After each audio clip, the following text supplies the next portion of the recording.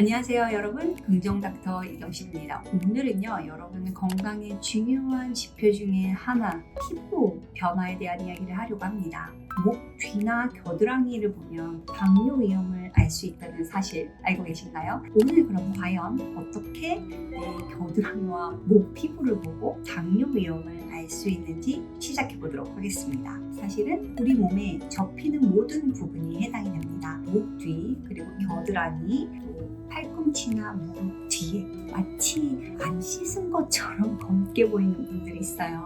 그게 사실은 안 씻어서는 아니고요. 피부 세포가 그렇게 변한 겁니다. 흑색 극세포증이라고 하는데요. 이 증상이 단순히 피부 문제만은 아니에요. 사실 당뇨병의 위험 신호입니다.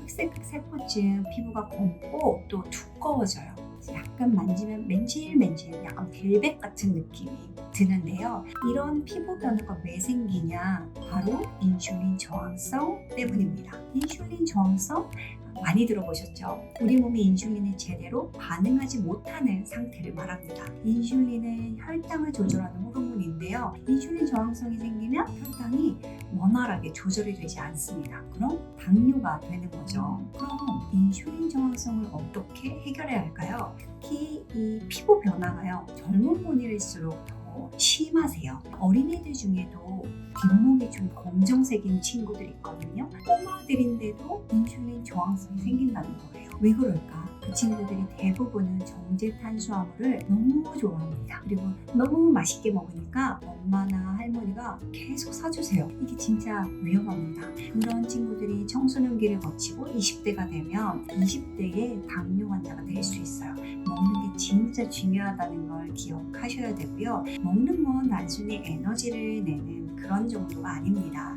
음식은 그 자체로 신호, 우리 몸에서 신호로 작용을 해요. 정보입니다. 어떤 음식이 들어오냐에 따라서 우리 몸이 어떻게 대사되고 성장하냐도 결정이 된다는 걸 잊지 않으셔야 돼요. 그래서 정제 탄수화물과 당분이 가장 큰 문제인데, 이 정제 탄수화물과 당분을 쉽게 구분하는 건 그냥 하얀 가루는 웬만하면 다 나쁘다 생각하시면 돼요. 설탕, 밀가루, 소금, 쌀가루 다 하얀색 가루입니다.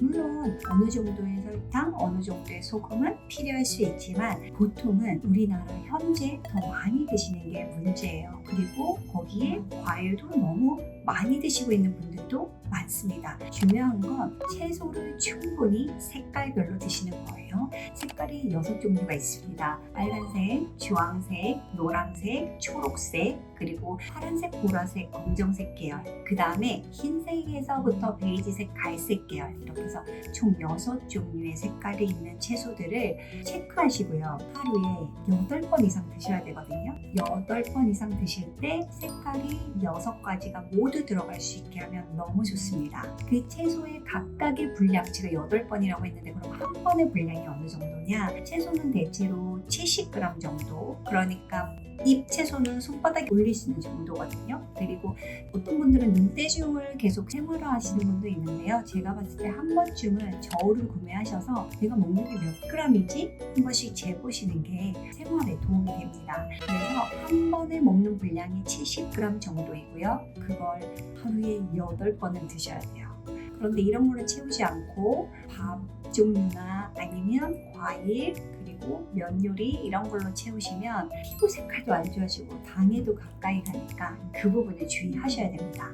채소를 그럼 어떻게 더 정확하게 먹을 거냐, 이 부분은 제가 다른 영상에서 한번 다뤄드리도록 하겠습니다. 그 외에도 좋은 기름, 그러니까 견과류나 아보카도, 그리고 불포화 지방산을 충분히 드시고, 더 중요한 거, 이 모든 것 중에 제일 중요한 거, 1인분씩만 드시는 거죠. 과식을 하지 않고 야식을 하지 않는 게 당뇨로 가지 않는 길입니다. 두 번째는 규칙적인 운동이에요. 운동을 해서 살을 빼긴 어렵지 않니? 라고 하시는데요. 운동을 해서 근육을 유지해야만 갑자기 높아지는 혈당을 잘 소모할 수 있습니다. 그래서 일주일에 최소 3번, 근력 운동은 2번, 한마디로 매일 운동을 하시는 게 중요하고, 나이가 젊으신 분일수록 더 열심히 운동을 하신 효과를 나중에 보게 되실 거예요. 어떤 종류의 운동을 할 거냐, 어떤 종류든 하세요. 다만 제가 다른 영상에서 말씀드렸는데 50세 이상이신 분들은 운동만 또 열심히 하면 균형이 맞지 않습니다. 식사를 잘 챙기시는 것도 중요하고요. 세 번째는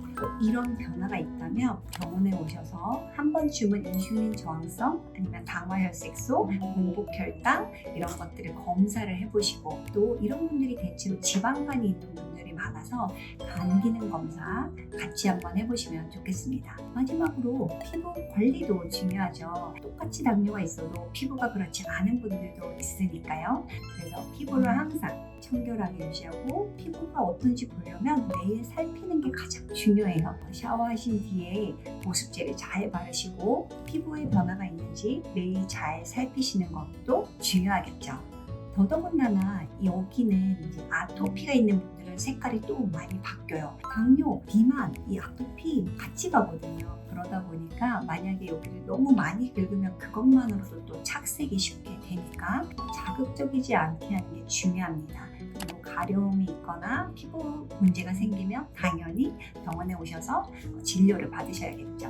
오늘은 여러분들이 그냥 무심코 넘기는 쟤 좀 안 씻나? 하는 흑색흑 세포증에 대해서 알아봤습니다.